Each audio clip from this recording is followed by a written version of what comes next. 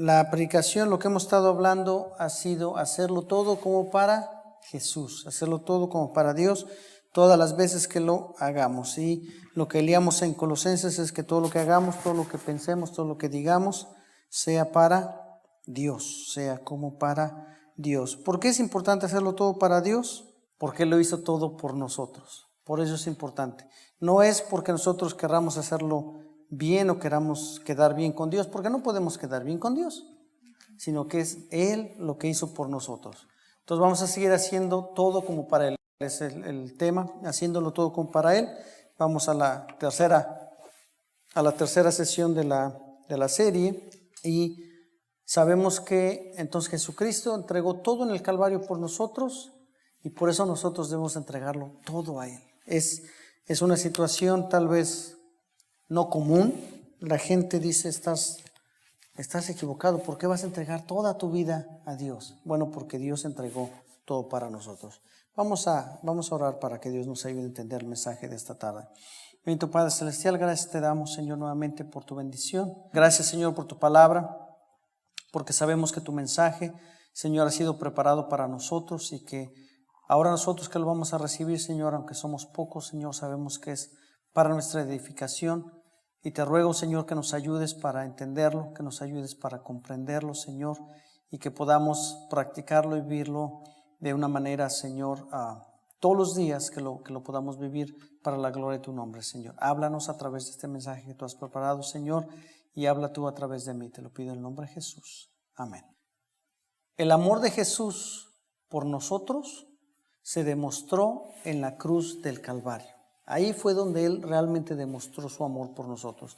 Él vino a esta tierra a morir, Él vino a esta tierra a nacer, Él vino a esta tierra a hacer muchas cosas, pero cuando estuvo ahí en la cruz del Calvario, ahí fue donde Él demostró todo lo que tenía, todo el amor que tenía por nosotros, lo demostró ahí en la cruz del Calvario. Gracias, hijo. Jesucristo murió en la cruz esperando que todos alcanzaran salvación.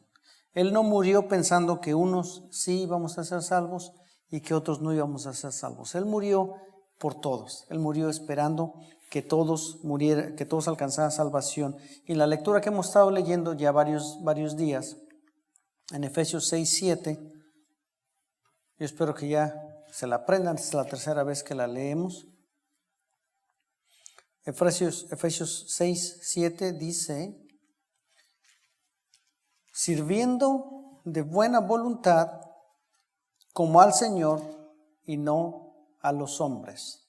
Sirviendo de buena voluntad como al Señor y no como a los hombres. ¿Por qué sirviendo de toda buena voluntad como al Señor y no como a los hombres? Porque Dios dio todo por nosotros. Su amor fue tan grande que realmente no lo podemos comprender.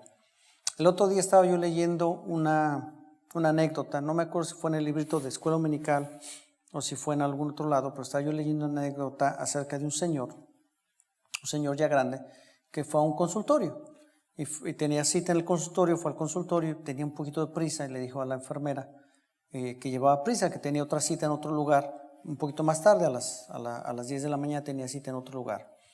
Y la enfermera, usted sabe cómo son los consultorios, le dijo: llene este papel, siéntese ahí, ahorita le llamamos. Entonces él llenó el papel, se sentó, lo estaban esperando. Esto está muy fuerte. Se sentó, estuvo esperando y estaba ansioso, y la señorita, la enfermera, se dio cuenta que estaba ansioso, que estaba nervioso el hombre. Entonces él acerca y le pregunta: ¿qué tiene? Necesito estar en otro lado a las 10 de la mañana, tengo otra cita, no puedo perder la cita, necesito ir. Entonces ella le ayudó a que llenaran los papeles rápido, que le dieran lo que tenían que tener. Excelente, gracias, ahí está mejor, gracias. Y entonces en lo que estaban haciendo las cosas que tenían que hacer, le pregunta ella: ¿a dónde tiene que ir? Y dice él: pues tengo que ir a un asilo a ver a mi esposa. Ella tiene Alzheimer y ha estado en un lugar donde la están cuidando, y tengo que ir a verla, tengo que ir a desayunar con ella. A las 10 de la mañana quedamos a desayunar. Y la señorita le pregunta: ¿qué tan avanzado está el caso de su esposa? Dice él: bueno, tristemente está muy avanzado. Ella ya no se acuerda de mí, lleva ahí ya 16 años adentro y ya no sabe quién soy yo. Y entonces ella dice, bueno, entonces, ¿por qué tanta prisa para irla a ver? ¿Se acuerda que ella desayunó con usted? No, no se acuerda. Todos los días es como que fuera una persona nueva. Dice ella, entonces, ¿por qué tanta prisa? Dice él, bueno, ella tal vez ya no se acuerda quién soy yo, pero yo sí me acuerdo quién es ella. Y esa es la diferencia. Jesucristo se acuerda quiénes somos nosotros. Él murió en la cruz para hacer la diferencia en nuestras vidas, porque Él sí se acuerda de quiénes somos. El amor del cristiano se debe de demostrar de la misma manera, sin esperar nada a cambio. Jesucristo no espera que nosotros le paguemos el amor que Él puso en la cruz del Calvario. Él espera que nosotros, a través del cambio que ha hecho en nuestra vida, se demuestre y otros vengan al camino de Jesús, ¿verdad? Y vamos a un pequeño resumen de las dos clases anteriores, de los sermones anteriores, de los puntos que hemos visto. Y el primer punto que vimos junto con este fue que Jesús dejó todo para salvar a la humanidad. Y leíamos en Filipenses 2 del 6 al 7.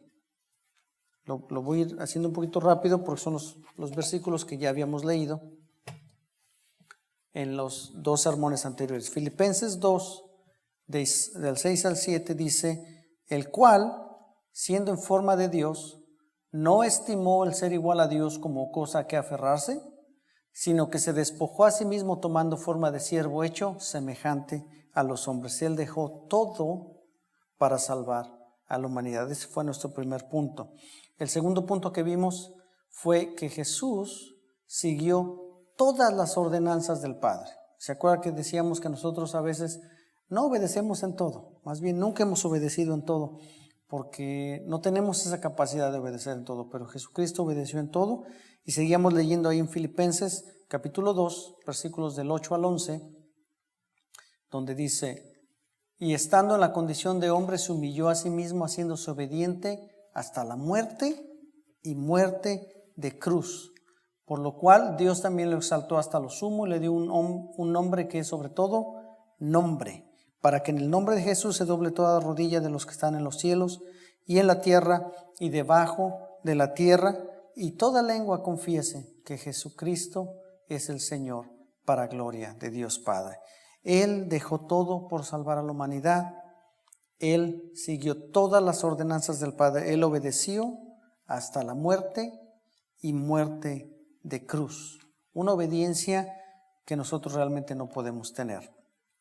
Y si nosotros consideramos todo lo que Jesús hizo por nosotros, no nos queda otra más que vivir como si Jesús estuviera aquí en la tierra con nosotros. Vivir como si no hubiera otra cosa más importante más que vivir para Jesús. Vamos a Efesios, de regreso a Efesios al capítulo 5, versículos 1 y 2. Como le digo, esta es la parte del resumen, así que vamos a ir un poquito rápido. Efesios 5, del 1 al 2 dice, sed pues imitadores de Dios como hijos amados, y andad en amor como también Cristo nos amó y se entregó a sí mismo por nosotros, ofrenda y sacrificio a Dios en olor fragante. Wow. Sed imitadores de Dios como hijos amados. Cuando nosotros hemos venido al Señor Jesucristo, hemos muerto junto con Él. Nuestros pecados, nuestra naturaleza pecaminosa ha sido crucificada juntamente con Jesucristo. No podemos imitar algo que hizo Jesucristo, sino que estamos juntamente con Él crucificados. Es lo mismo que Él padeció y ahora ya no vivimos en nuestra carne, sino que vive Cristo en nosotros. Y tenemos que imitar a Dios y andar en amor, como Cristo nos amó a nosotros entregándose a sí mismo. Así nosotros tenemos que entregarnos a nosotros mismos para hacer todo lo que Dios quiera que hagamos en nuestra vida. Preguntábamos, ¿por qué debe haber un cambio en mi vida? Ahí mismo en Efesios 5, versículos 6 y 8, dice, nadie os engañe con palabras vanas, porque por estas cosas viene la ira de Dios sobre los hijos de desobediencia. No seáis pues partícipes con ellos, porque en otro tiempo eras tinieblas, mas ahora sois luz en el Señor. Andad como hijos de luz. ¿Por qué debe dar un cambio en nuestra vida? Porque antes andábamos en tinieblas y ahora andamos en luz. Si usted va por el freeway a las 8 o 9 de la noche cuando ya está oscuro y de repente una patrulla le prende la luz azul, usted se va a dar cuenta inmediatamente de que la luz de la patrulla se prende porque brilla y da vueltas y es un color peculiar. Usted sabe que ya la patrulla le prendió las luces. Es lo mismo. No podemos vivir en tinieblas y en luz al mismo tiempo. Ha habido una transformación en nuestra vida. ¿Por qué debe de haber un cambio en mi vida? ¿Por qué se debe demostrar el cambio en mi vida? Porque hemos pasado de tinieblas a luz. Y eso es bien obvio. Nadie puede ocultar cuando una luz se prende. Nadie puede ocultar eso. ¿Cómo se debe demostrar el cambio? Hacíamos otra pregunta. Efesios 5, ahí mismo del 10 al 13, dice: comprobando lo que es agradable al Señor, y no participéis en las obras no participéis en las obras infructuosas de las tinieblas, sino más bien reprenderlas, porque vergonzoso es aún hablar de lo que ellos hacen en secreto. Mas todas las cosas, cuando son puestas en evidencia por la luz, son hechas manifiestas, porque la luz es lo que manifiesta todo. ¿Cómo se debe demostrar el cambio? Debe de haber una evidencia, debe de ser claro. Cuando una persona es llevada a juicio, la evidencia debe de ser clara para que lo juzguen. Nuestra vida debe tener un cambio evidente, debe ser claro, debe ser contundente, y nuestro cambio debe de señalar la actitud negativa, debe señalar las tinieblas en las que viven las demás personas. Esa debe de ser el cambio. Si usted dice que es cristiano y usted ha cambiado y usted trata de vivir una vida diferente, pero nadie se da cuenta de que usted es cristiano, algo está mal ahí. Si la evidencia de su cambio es que usted es ahora una persona que de todo se espanta nada más, pero no señala el pecado de los demás, algo está mal. Usted está viviendo una religiosidad, pero no está viviendo un cambio en su vida. El cambio en nuestra vida tiene que ser tan evidente que con nuestra luz debemos ayudar a las personas a encontrar sus propios errores. ¿Cuándo debo demostrar el camino? Fue otra de las preguntas. ¿Cuándo debo demostrar el cambio? Fue otra de las preguntas que nos hacíamos el domingo anterior. En Efesios 5, ahí seguimos leyendo del 18 al 20. Dice: no os embriaguéis con vino, en lo cual hay disolución, antes bien sed llenos del Espíritu, hablando entre vosotros con salmos, con himnos y cánticos espirituales, cantando y alabando al Señor en vuestros corazones, dando siempre gracias por todo al Dios y Padre, en el nombre de nuestro Señor Jesucristo. Dando siempre gracias por todo al Dios y Padre, en el nombre de nuestro Señor Jesucristo. ¿Cuándo debo demostrar el cambio? Siempre. Siempre debo demostrar el cambio. Volvemos a la triste pregunta que a veces nos hacemos. Entonces, ¿nunca peco? ¿Ya no peco? No, tristemente sí pecamos. Tristemente seguimos teniendo nuestras faltas, seguimos fallando, pero ya no lo hacemos como lo hacíamos antes. Ahora, siempre tratamos de mostrar el cambio que Dios ha hecho en nuestras vidas. Es algo constante. Eso es lo que hemos visto en las últimas dos predicaciones. La predicación de hoy continuamos en Efesios 5, tenemos que acabar Efesios y no hemos acabado Efesios 5. El versículo 21, ahí mismo donde estamos, empieza una segunda sección que los que pusieron la Biblia en nuestros días pusieron una nueva sección ahí, pero realmente continúa con lo que estamos hablando y dice el 21, someteos unos a otros en el temor de Dios. Y después de esa partecita Pablo se mete a la familia, y lo vamos a ver el próximo domingo. Se mete con que esposas estén sometidas a los esposos, esposos amen a las esposas, así como Cristo amó a la iglesia, y empieza un poquito a meterse en la cosa familiar, cómo vivimos nuestro cambio en la familia. Pero antes de llegar a esa parte tenemos que entender algo bien importante. Someteos unos a otros en el temor de Dios. ¿Qué significa someterse? A veces pensamos que someterse es estar bajo la autoridad de alguna persona. Tristemente eso es lo que a veces se entiende. Someterse se entiende como que es sublegarse, es como que una persona es más tiene posesión de mí, y lo que esa persona diga, pues eso va a pasar porque pues estoy sometido y yo no tengo voz ni voto, ni tengo autoridad, ni tengo nada que ver. Eso no quiere decir someterse. Someterse significa que reconocemos que las demás personas son más importantes que nosotros. Eso significa someterse.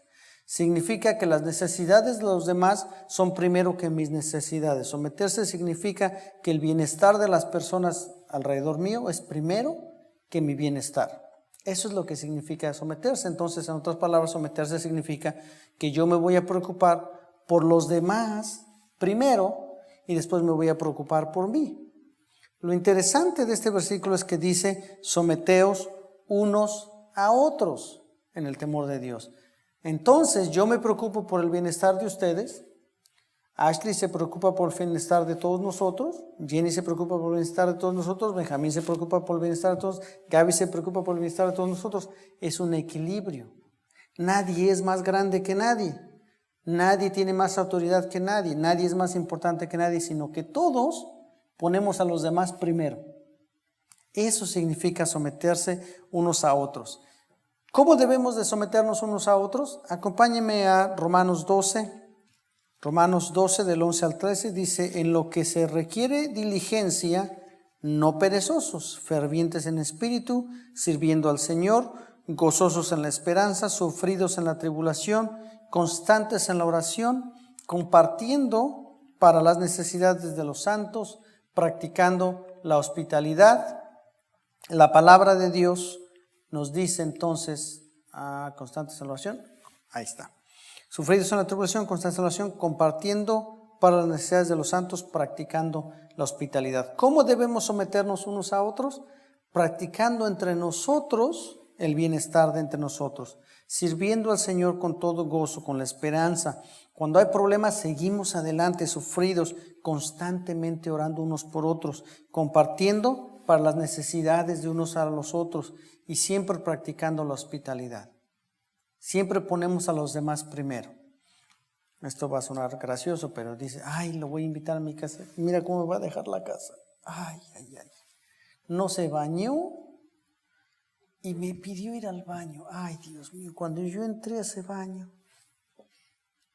practicando la hospitalidad, ¿qué importa? Para eso nos dio Dios un baño.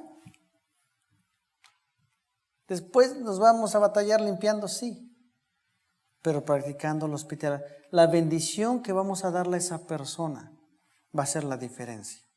No lo que pasó en la casa, sino la bendición que le vamos a dar a esa persona. La palabra de Dios pide que seamos diligentes, no perezosos. Diligentes, no perezosos, sirviendo al Señor y que sirvamos a los demás primero que a nosotros mismos. Los demás van primero y después nosotros. En otras palabras, que veamos por el bien de los demás primero. Oye, pero yo necesito guardar dinero en el banco primero. No, tú necesitas aportar para las necesidades de los demás primero. Oye, pero yo necesito tener una casa bonita antes de que les dé una habitación. No, dales una habitación y después Dios proveerá. Oye, pero yo necesito un carro de lujo para poder llevarlos. No, lo que tienes Dios lo va a usar para bendecir a esas personas. Las necesidades de los demás son primero. Pero este pasaje nos da una luz bien interesante en la vida del cristiano que tristemente no está pasando en nuestra actualidad, en nuestras iglesias. Este pasaje no se está llevando a cabo. Este pasaje se ha olvidado. Lo hemos dejado a un lado y en general la iglesia no es hospitalaria. En general la iglesia no pone las necesidades de los otros primero. En general la iglesia no es diligente para apoyar a la comunidad. En general la iglesia se ha olvidado de esto.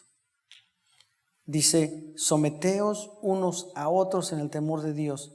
¿Eso qué quiere decir?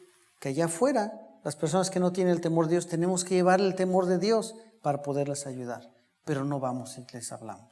¿Qué quiere decir? Que los que estamos aquí, si vemos que alguien está fallando, tenemos que ayudarle. Pero no lo hacemos. ¿Qué quiere decir diligente? Vamos a ver 3 palabras. Dice aquí que tenemos que ser, en Romanos 12 dice que tenemos que ser diligentes, no perezosos, fervientes en espíritu, ¿verdad? Vamos a ver 3 palabras aquí. Diligentes. ¿Qué quiere decir diligente? Diligente quiere decir rápido. Estamos hablando de hacerlo todo como para el Señor, por lo tanto debemos ser diligentes o debemos de ser rápidos para actuar para servir a los demás, para servir a Dios, sirviendo a los demás. Tenemos que ser rápidos, diligentes. Cuando usted invita a una persona a su casa a cenar, por ejemplo, y esa persona es diligente en su casa, es diligente en lavar sus platos, Cuando usted menos se da cuenta, usted voltea y la visita ya está en la cocina lavando los platos. ¿Por qué? Porque es una persona, los platos. ¿Por qué? Porque es una persona diligente, que rapidito sabe lo que hay que hacer y ya lo está haciendo. Aunque nosotros digamos, no, tú eres mi invitado, no lo hagas. Pero esa persona así es rápida, es diligente. El cristiano que es rápido y diligente debe de encontrar la manera de actuar rápido para beneficiar a los demás. Mira, acompáñeme a 2 de Pedro, capítulo 1, versículos 3 al 8. Está un poquito larga la lectura, pero no importa. Dice, como todas las cosas que pertenecen a la vida y a la piedad nos han sido dadas por su divino poder. Todo lo que tenemos nos ha sido dado por su poder, mediante el conocimiento de aquel que nos llamó por su gloria y excelencia, por medio de las cuales nos ha dado preciosas y grandísimas promesas para que por ellas llegáis a ser participantes de la naturaleza divina. Si nos esperamos ahí, lo que está diciendo es que Él nos ha dado todo lo que podemos tener. 2 de Pedro 1, del 3 al 8. Él nos ha dado todo para que podamos participar de la naturaleza de Dios. Y dice, habiendo huido de la corrupción que hay en el mundo a causa de la concupiscencia, vosotros también, poniendo toda diligencia por esto mismo, es decir, por todo lo que hay allá afuera tenemos que ser diligentes, añadid a vuestra fe virtud, a la virtud conocimiento, al conocimiento dominio propio, al dominio propio paciencia, a la paciencia piedad, a la piedad afecto fraternal, al afecto fraternal amor, porque si estas cosas están en vosotros y abundan, no os dejarán estar ociosos ni sin fruto en cuanto al conocimiento de nuestro Señor Jesucristo. Mire usted, se combinan dos frases ahí. Si usted es diligente, usted no está ocioso. Si es usted rápido, si usted está rápidamente tratando de hacer las cosas para el Señor, usted nunca va a estar ocioso en el Señor y nunca va a estar sin fruto en el Señor. ¿Cómo debemos nosotros los cristianos ser? Dice que por sus frutos los conoceréis. Si no tenemos fruto, ¿cómo nos van a conocer que somos cristianos? No vamos a ser conocidos como cristianos. Y si estamos ociosos, no tenemos fruto. Pero si somos diligentes, no vamos a poder estar ociosos y no vamos a poder estar sin frutos. Si queremos ver el bien de los demás, entonces, primero debemos de ver lo que debemos hacer, que lo que vamos a hacer por ellos debe estar bien hecho. Lo voy a repetir, si queremos ver el bien de los demás, si queremos hacer algo para alguna persona, lo primero que queremos hacer es asegurarnos de lo que vamos a hacer está bien hecho. No sé si usted le haya pasado alguna ocasión que le hayan ayudado. Una persona de buen corazón le vino y le ayudó, y cuando la persona de buen corazón terminó de ayudarle, le echó a perder las cosas, salió peor la ayuda. ¿Por qué? Cuando nosotros queremos ayudar a alguien, tenemos que asegurarnos que lo hacemos bien. Y si queremos ayudar a alguien, entonces podemos tener paciencia, dominio propio, piedad, afecto fraternal, amor. Tenemos que ir a ayudar en el Espíritu. No se puede hacer de otra manera. Debemos de ser rápidos, diligentes, para que las virtudes de Dios sean añadidas a nuestra vida. Y cuando las virtudes de Dios se añaden a nuestra vida, entonces vamos a poder dar a los demás una ayuda espiritual de calidad, una ayuda espiritual que a las demás personas le va a servir perfectamente y va a ser en el momento adecuado. Cuando una persona está pasando por una situación difícil y viene y se lo platica a usted y usted no sabe qué decir. ¿Por qué no sabe qué decir? ¿Porque nunca ha pasado por una situación similar? ¿O porque no tenemos el discernimiento de Dios para saber qué decir? Porque las virtudes de Dios no están en nosotros. Tenemos que ser diligentes para que las virtudes de Dios estén en nosotros. Todo esto que dice Pedro, dice, añadid a vuestra fe virtud, a la virtud del conocimiento, el conocimiento del dominio propio, el dominio propio a la paciencia la piedad, a la piedad el afecto fraternal amor. Todas estas cosas que Pedro nos dice que añademos a nuestra vida, no es simplemente para tener más virtudes, sino para poder ayudar a los demás, para poder someternos unos a otros en amor. Y dice primero que tenemos que ser diligentes. Lo segundo que dice es que no debemos de ser perezosos. Dice, no perezosos. O sea, no apáticos. Encontré esto, yo creo que esto es de Puerto Rico, no gandules. Yo creo que ese es de Puerto Rico. ¿No es cierto? Gandul es un grano. Gandul quiere decir perezoso. Imagínate eso. Yo dije, este suena familiar. No perezoso, no gandul, no apático. Acompáñeme al libro de Proverbios. Suena gracioso, pero eso lo encontré en el diccionario y dice, ok. Vamos al libro de Proverbios, capítulo 10, versículos 4 y 5. Dice así: la mano negligente empobrece, mas la mano de los diligentes enriquece. El que recoge en el verano es hombre entendido. El que duerme en el tiempo de la siega es hijo que avergüenza. Qué triste.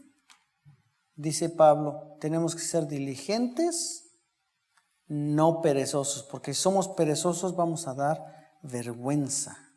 Los perezosos apáticos que no ponen interés en las cosas de Dios dan vergüenza como cristianos. En la iglesia da pena decir que son cristianos. Mire el hermano, lleva 50 años de miembro en la iglesia y Dios mío, le pedimos que ore y no puede orar en público el hermano. Le pedimos que busque una palabra en la Biblia, que busque un versículo, no lo encuentra el hermano. La persona que es perezosa en las cosas de Dios da vergüenza a la iglesia.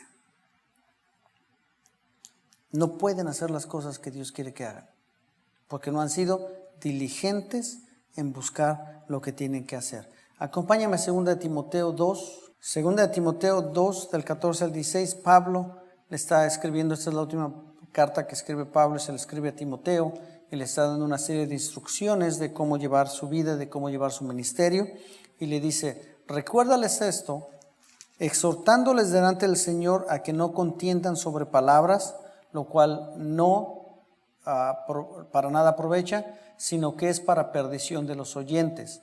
Procura con diligencia presentarte a Dios aprobado, como obrero que no tiene de qué avergonzarse, que usa bien la palabra de verdad. Mas evita profanas y vanas palabrerías, porque conducirán más y más a la impiedad. ¿Cómo dice? Procura presentarte de Dios como obrero que no tiene de qué avergonzarse. Cuando usted viene y usted es perezoso, cuando usted no es diligente en las cosas de Dios, cuando usted es apático, cuando viene el pastor y el pastor está en fuego, le está diciendo, hermanos, vamos a hacer esto y tenemos estos planes, vamos a hacer aquello, y usted dice, otro plan de verano, otra cosa que van a hacer, ¿qué estos hermanitos nomás se la pasan haciendo? Cuando somos apáticos, cuando el hermano dice, hermanos, vamos a hacer un plan de lectura de todo el año, y la gente dice, otra vez, todos los años hacemos lo mismo, cuando somos apáticos, cuando no buscamos las cosas de Dios, damos vergüenza. Cuando estemos delante de Dios, vamos a ser obreros reprobados, obreros que den vergüenza, y eso no queremos hacer. Pablo dice que debemos recordarnos a unos, a otros, que debemos de ser obreros como los que no tienen de qué avergonzarse. Pablo le está diciendo a Timoteo, recuérdales, exhórtales. Y es lo mismo que nosotros debemos hacer entre nosotros. Si nosotros vemos a un hermano que es apático, un hermano que es perezoso para las cosas de Dios, ¿qué tenemos que hacer? Recordarle, exhortarle, hermano, busque a Dios, lea su Biblia, ore, acuérdese, memorice los pasajes, bien importante, y eso nos va a ayudar.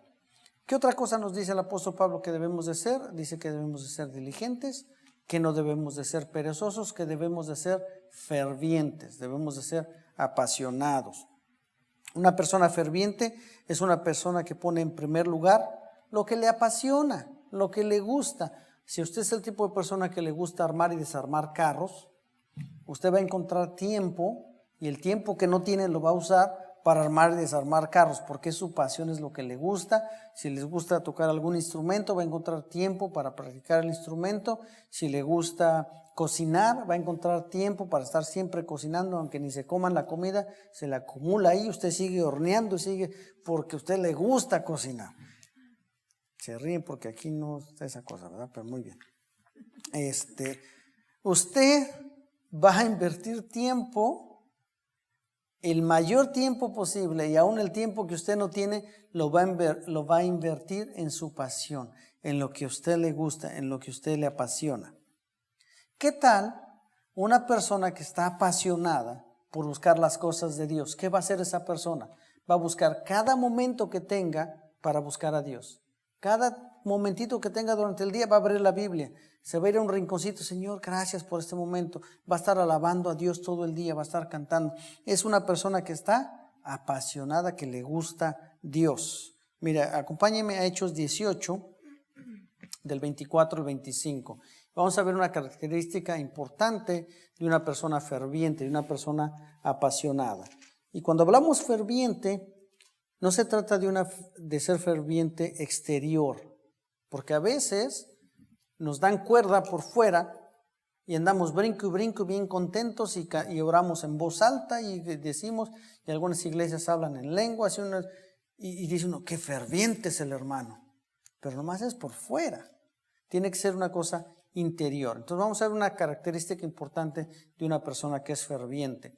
Hechos 18, 24 al 25 dice, llegó entonces a Éfeso un judío llamado Apolos, natural de Alejandría, varón elocuente, poderoso en las Escrituras. Este había sido instruido en el camino del Señor y siendo de espíritu fervoroso hablaba y enseñaba diligentemente lo concerniente al Señor, aunque solamente conocía el bautismo de Juan. Miren nada más, Apolos, una persona elocuente, una persona educada, se fue a predicarle a los judíos que estaban en las tierras de los gentiles y predicaba pero con ganas, le gustaba predicar y le gustaba andar siempre enseñando acerca del Señor Jesucristo. Y él había sido instruido en las cosas del Señor Jesucristo, pero solamente conocía el bautismo de Juan. ¿Eso qué quiere decir? Él no había entendido lo que era la salvación. Él simplemente había dicho, Jesucristo vino y murió y usted tiene que seguir la ley y usted tiene que ir a la iglesia y usted tiene que orar. Pero no predicaba salvación porque solamente predicaba el bautismo de Juan, pero andaba por todos lados predicando. El versículo 26 allá adelantito dice, y comenzó a hablar con denuedo en la sinagoga, pero cuando le oyeron Priscila y Aquila, le tomaron aparte y le expusieron más exactamente el camino de Dios.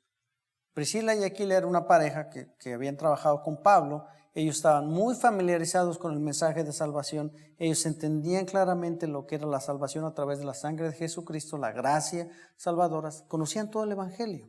Entonces cuando escuchan a Apolos predicar, lo mandan llamar, le dicen, ven Apolo, déjame te explico.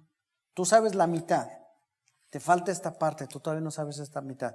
A lo mejor Apolos a ese momento ni siquiera era salvo. No sabemos porque no sabía de la salvación. No sabía, pero era una persona que predicaba con denuedo. Siempre estaba predicando. Entonces una persona que es apasionada, una persona que es ferviente, lo que va a hacer es que va a fijarse en hacer las cosas. No se va a fijar en que si otro lo hace mejor que yo, pues entonces yo me hago a un lado y que el otro lo haga porque el otro lo hace mejor que yo. No se va a fijar antes, a ver quién puede hacerlo, a ver el hermano que lo haga porque él sí puede hacerlo. Yo no sé, en eso no se fija. Tampoco se va a fijar en la crítica. Ay, pues ya me dijeron que yo no sabía nada, pues ya me bajo. Ya no lo hago porque pues me dijeron que yo no sé. Vino y me criticó el hermano. En lugar de motivarme, vino y me criticó el hermano. Una persona que es ferviente no se fija en eso. Si usted tiene un hobby, si usted tiene una cosa que le gusta y la primera vez que lo intenta le sale mal, ¿qué hace? Lo bota todo y dice, pues ya.